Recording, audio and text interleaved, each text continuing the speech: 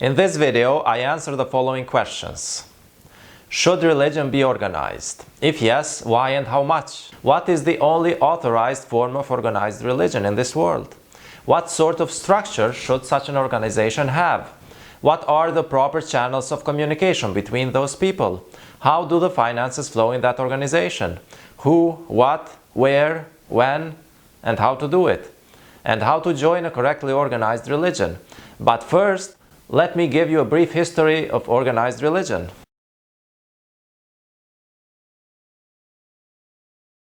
God sent religion through Abraham, but he sent organized religion through Moses.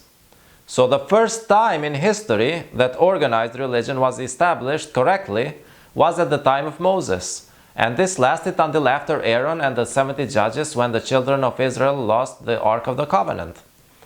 The second time that organized religion was established correctly was at the time of David.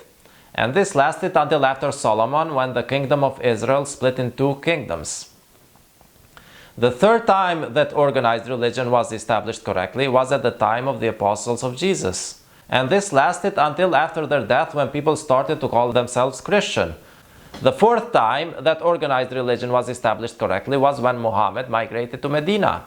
And this lasted several decades until the Battle of Karbala, when the Muslims split in two factions.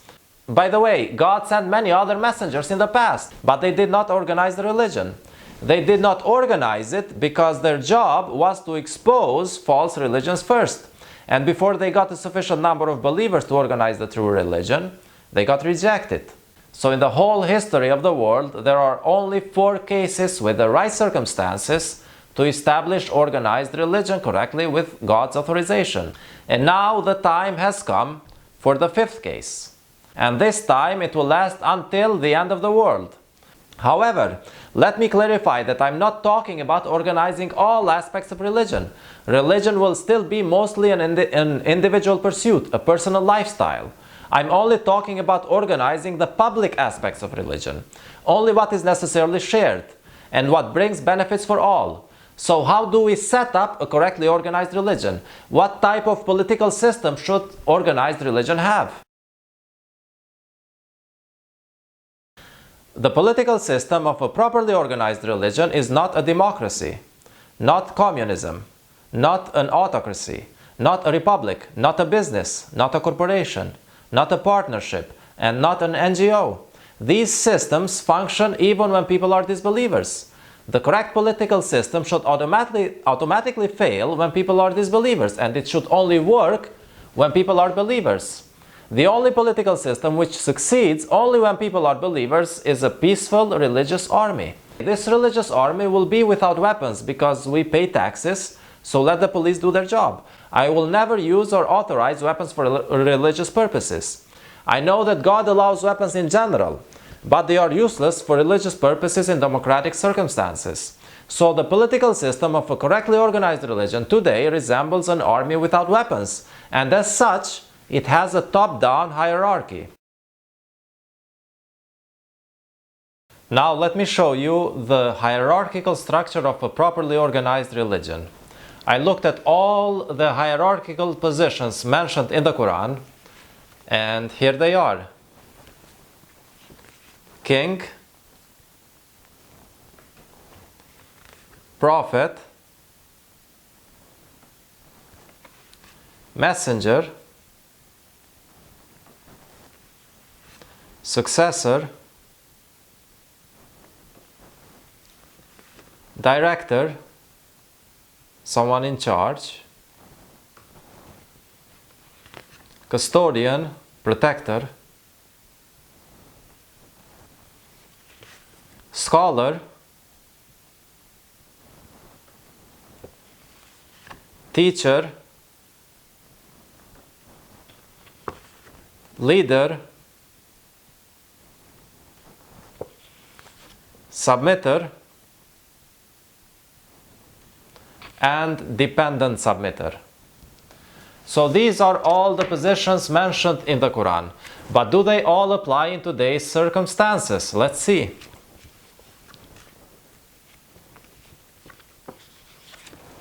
Prophet. There are no more prophets today. Muhammad was the last prophet, so let's remove that position. This is not an active position anymore. Khalifa. Khalifa is a political position. It has been replaced by presidents and prime ministers and parliament members. Let's remove that. Custodian. This is only applicable if you rule over Mecca, which we are not today, so let's remove that. Scholar, alim, replaced by scientists. Let's remove that. Teacher, mullah, replaced by professors and school teachers. Let's remove that. Leader. Actually, this is not really a formal position. Anyone can lead unofficially. The Quran says that we are leaders of our children. Imam simply means the first. Anytime you happen to lead the contact prayer, you are a leader. But once it is finished, you are not anymore. You can be a leader even when there are no organizational structures in place. It is a description of a temporary action. So let's remove that. Now that we are left with only these 5 positions, let's see what they are. The king is God. The messenger is the Quran, or a human being authorized by God to promote the Quran. Directors, or more specifically, congregation directors, are submitters who are put in charge of a local congregation within a city, and their authority is limited only on collective religious aspects. But they do not have authority over the individual lives, beliefs, and opinions of submitters. They are appointed through a God-given system recommended in the Quran, which takes into account qualities like Quranic knowledge, charitable life experience, and success in promoting the message. Submitters. Submitters are people who observe the contact prayer and give the obligatory charity. And dependent submitters are submitters who are incapable of joining the organization directly for reasons like language difficulties, internet difficulties, people under the age of 18, people with serious health difficulties or mental difficulties, or any similar difficulty. They communicate with the religious organization through another submitter, but not directly. So here is how the hierarchical structure looks like.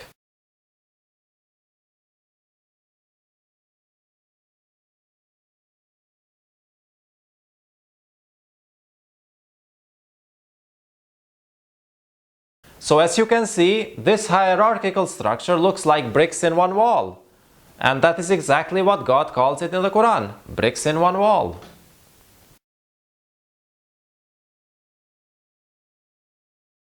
The first criterion which makes an organized religion the correct religion is its meetings. The time of meetings, the purpose of meetings, and the place of meetings. The only authorized meeting decreed for submitters is the Friday congregational prayer. Unity of submitters happens through the Friday congregational prayer. Don't let people fool you by promising you unity through other means. God did not specify for us any other meetings. If people invite you to other gatherings or other meetings, other conferences, those are simply distractions. On the day of judgment, there will be a list of questions which will be asked about, and one of them will be, did you attend the Friday prayer? There is nothing there in that list which will ask you, did you go to that Saturday Quranic study? Or did you go to that annual conference? Or did you go to that monthly religious meeting? They will not be items in your record. They are simply irrelevant distractions. The Quran says that there is nothing good about other religious conferences except for those with the purpose of gathering charity or righteous works or making peace among the people. Some other people think that you can be a submitter by hanging out with other submitters during Saturdays, usually when they don't have to go to work. Saturdays are not a substitute for the Friday obligatory prayers. In fact, God's prediction in verse 16:124 is that those who meet on Saturdays as a religious meeting, they will always end up disputing with one another. The only authorized meeting we attend is the Friday congregational prayer. And this is how we organize. Organizing in the cause of God is attending the Friday congregational prayer. So when the call to prayer is made, the Quran tells us to hasten to the commemoration of God. And the commemoration of God happens in God's mosques. I'm only talking about those mosques, those masjids, where God alone is commemorated, without commemorating anyone else in them. If there's no such mosque near your location, I provide the Friday sermons for you online temporarily. I give you the detailed religious justification for the permission to do it online in another video. But the main point which I'm making here is that if you're a believer, you will never find yourself in a situation where you cannot attend the Friday prayer. So now that the religion is properly organized, the Friday prayer will always be available for you, at least online, if not in location. Therefore, attending the Friday sermons is obligatory and possible for every submitter, anywhere in the world. And it does not matter how busy you think you are, or whatever opportunity you might think you're losing, or whether your boss might not like it, or whatever unreasonable fears you might have. What God provides for you is far better than any business or entertainment you might be pursuing. The second criterion which makes an organized religion correct is the correct financial flow, charity. Who gives it? Who receives it? Who collects and distributes it? When? How much? If this is done right, then we have the correct organized religion. We belong to the correct community. Charity is community, and community is charity. Whoever thinks that he can organize a community without organized charity has fooled himself. A moral organization does not exist without charity. Many examples in the Quran support the idea of collective charity. For example, the Quran mentions how some people in the community used to criticize Muhammad's distribution of charity if they were not given from it, but if they were given from it, they would be satisfied. In another instance, it mentions how some of them would actually issue a promissory note to the collectors of charity to pay it later, because they might not have had the grains and animal stocks for the moment with them. In yet another instance, God informs us how the people in charge would enforce zakat in the community when someone became negligent, and how the submitters would be able to identify their allies based on who gave the collective charity, because it was a public, organized thing. The main reason for organizing a religion is that the purity of the community must be endangered from the inside. Moses did not organize it as long as his enemy was an outside enemy, Pharaoh. But after the children of Israel were freed, when they moved to the desert, their enemy was within. And Moses organized the religion with the Ark of the Covenant and the Tabernacle and the Sabbath to ensure the purity of the community. Similarly, during Muhammad's time, only after they moved to Medina, they organized the community, because many tribes who were pursuing their own interests joined and endangered the purity of the community. Similarly, during our time, the purity of the community is being endangered from the inside by ignorant people. And they are exactly the ones who organized incorrectly and prematurely. They tried many organizational structures. They tried social media groups, half-secret societies, social movements, pretend masjids, friendship rings, heritage conferences, Quranic philosophy groups, NGOs, liberal movements, hate groups, blogger groups, and many other approaches of organizing themselves. All of them had more problems than they had people. All of them had something in common. None of them collected and distributed obligatory charity, and that is bad organizing.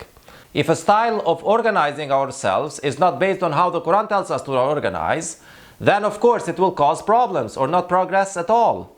God says that the community of submitters is one community, and this can only be achieved through a united charity process. United charity means united community. So even though it was not my plan to organize the religion, now I organized it because it has already been badly organized. In this way, I am not really putting any burden on you. God is actually relieving the bad burden from you. This is why I am organizing it, and Rashad Khalifa did not. The difference between Rashad and me is like the difference between Abraham and Moses. Abraham brought the religion, but Moses organized it. Abraham taught the people how to give the obligatory charity, but Moses taught the people how to collect and distribute the charity. Abraham taught the people how to pray, but Moses taught the people how to pray together. An individual is purified through the rituals of Abraham, but a community is purified through the rituals of Moses. Of course, we all follow the same religion, and the religion did not change, but the circumstances changed. And the new circumstances don't just require religion, they require organized religion. The difference in circumstances is that Abraham did not have to deal with ignorant organizers of the true religion, while Moses had to deal with ignorant organizers of the true religion. So organized religion did not make sense for Abraham, but it made sense for Moses. It did not make sense for Rashad, but it makes sense for me. Someone might say, but wouldn't it be better if we just gave the obligatory charity individually to our families and relatives? Because we know better who really needs it? Well, not in this case, because poverty is mostly a condition of the whole family or whole relatives. If we just gave directly to our families and relatives, then the rich people would usually give to their rich families, and the poor people would usually give to the poor families. And there would still be whole families who are poor, and God says in verse 59:7 that this is not the best way to distribute charities. It is not enough for the money to just move around within a social class. It also has to move from one social class to another. Also, obligatory charity is not only about alleviating poverty. It is also about creating that bond, that community trust, by giving and taking. I mean, unity can only be achieved through love, and one of the signs of love is exchange of material things. And that is what we should do. The name of our religion is submission, and we are submitters. The Quran says that the only religion approved by God is submission. If you want to know who belongs with us and who does not belong with us, first you have to know what defines our group. We do not define ourselves based on common scripture, like the Protestant churches and the Quranist organizations, or based on common leadership, like the Catholic Church and the Shia organizations, or based on common tradition, like the Sunni organizations and the Orthodox churches, or based on common ethnicity, like the Jewish organizations. We do not define ourselves based on common nationality, like the Russian Orthodox Church, or Anglican Communion, or Turkish Diyanet, or Egyptian Ministry of Endowment, or Uzbekistani Muslim Spiritual Directorate, or Evangelical Church of Germany, or Saudi Ministry of Islamic Affairs. We also do not define ourselves based on political views, like the progressive Muslims, or the liberal Christians, or the Christian right, or the Islamists. We also do not define ourselves based on common doctrine, like the Baptist Church, or the Methodist Church, or the Seventh-day Adventist Church. We do not even define ourselves based on common belief. We do not call ourselves believers. The Quran tells us not to do that. Now let me tell you based on what we define ourselves. We define ourselves based on common worship.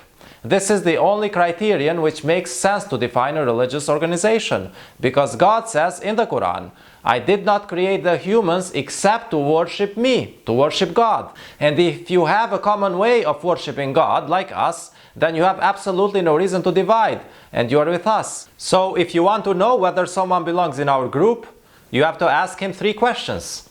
Who do you worship? When do you worship? How do you worship? If all the answers are the same as ours, then we belong in the same group. If he says, I worship God, I worship him at dawn, noon, afternoon, evening and night, I worship him exactly like Abraham worshipped him, then he belongs in our group. We worship together. Forget the division, even if his religious doctrine is different, even if he has strange beliefs, even if you have different political views, even if he understands the Quran differently. See, if he has the wrong beliefs, he's wrong. But we don't define our group based on belief. We define our group based on worship. Submission is a form of worship, not a form of belief. Belief is between him and God, and it is not part of organized religion. This also should serve as an explanation to the Christians who criticize the Muslims for having specific prayers. They say, why can't we pray any way we want with our heart? Well, if you are going to ski any way you want, but if you are going to play football, you have to coordinate with the team. Football is a team sport, and the contact prayers are a team worship, worshiping God together. You can still have your personal worship of God, how you feel, but that's not part of organized religion. And this is what the Christians don't understand. They think that Jesus updated or changed or maybe nullified the rules of Moses. But the reality is that Moses brought organized religion, while Jesus preached individual salvation. I mean, why would Jesus preach organized religion when God had decided to take organized religion away from the Jews? And why would Moses preach individual salvation when God had decided to save the children of Israel all together as a group?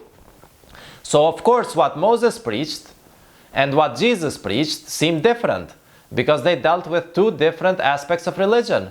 One of them dealt with the collective public aspect, the other dealt with the individual aspects. In this video, I focus on the collective aspects, organized religion. So the contact prayer, a specific form of organized worship of God, is half of the collective worship. The other half of collective worship is the collective obligatory charity, zakat. If someone does the contact prayer but does not agree to give collective obligatory charity, from now on, he is half a submitter, a dividing submitter, a weak submitter, an ignorant submitter, a coward submitter, a cheap submitter, a selfish submitter, an unsupportive submitter. To be a member of this religious organization, you do not need to change your name, nor get baptized, nor get circumcised, nor get uncircumcised, nor declare your belief in any messenger, nor declare your disbelief in any messenger, nor declare any kind of belief. Your belief is between you and God. You do not need to join any app, nor join any social media group, nor declare your loyalty to anyone. To be a member of this organization, according to the Quran, you only need to fulfill two requirements. One, observe the contact prayer. And two, give the collective obligatory charity. Now, because these are collective religious rituals, you are responsible to do them and prove to the others that you do them. You prove to the others that you do the contact prayer by attending the Friday congregational prayer once a week. And you prove to the others that you give the obligatory charity so that other submitters can see that you belong with them. So if you do these two, you are in. If you do not do these two, you are out.